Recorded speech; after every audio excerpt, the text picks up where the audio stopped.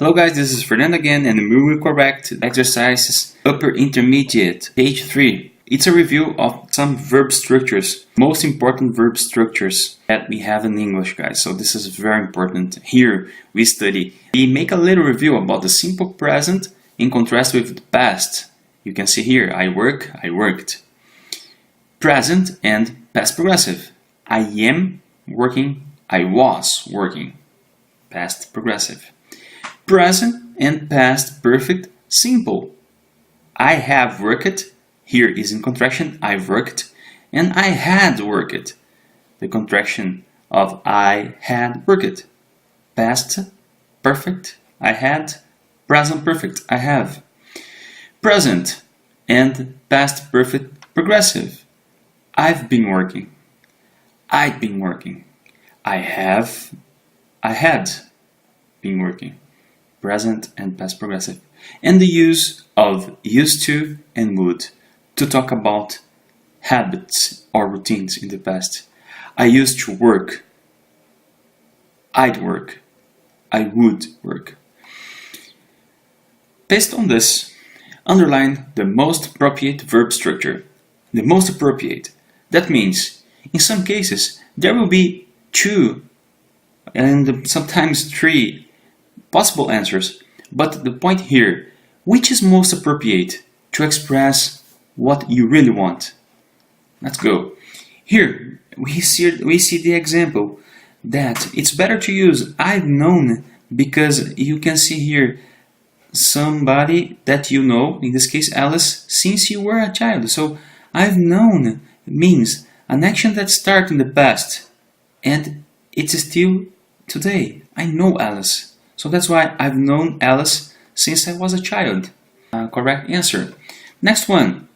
I've had, I used to have breakfast with Ben this morning. This morning. So it's still today. There's a connection with the present. So the most appropriate here is I've had. Present perfect. Letter C. I'm talking. I've been talking. I was talking to Kathy just before the class started. Just before the class started is a point in the past. So an action before this is I was talking to Kathy just before the class started. Letter C. I like. I am liking. I'd like. Then a lot. I like, I'm liking, I'd like, then a lot. He's one of my best friends. In this case, it's a state. It's something that is real for the moment. It's a fact. So I like Dan a lot. He's one of my best friends. Next one here, E. I've learned, I've been learning, I am learning, I'm learning. I've learned, I've been learning. So here the correct, it would be this. The correct here is I've gone, I'm gonna be faster. I've already met, and I used to have. Okay? Great. Here guys, in vocabulary, there's a question here, and what do you notice most about a person when you meet them for the first time? So we had the discussion, or we will have this discussion about this. What do you first notice at the person? The eyes, face, hair, handshake, manner, smile, or voice? It's your opinion. What we're gonna check here after that is how we use collocation in these words. So again, collocation refers to the way that the words form predictable relationships with the other words. What is best to say for some specific words? Because sometimes, guys, it doesn't make a strong collocation with the noun. Here is the noun, clothes. So what's best to say? Designer clothes or brand clothes? I will start giving you a tip. How do I know? Because as I told you, what is most appropriate?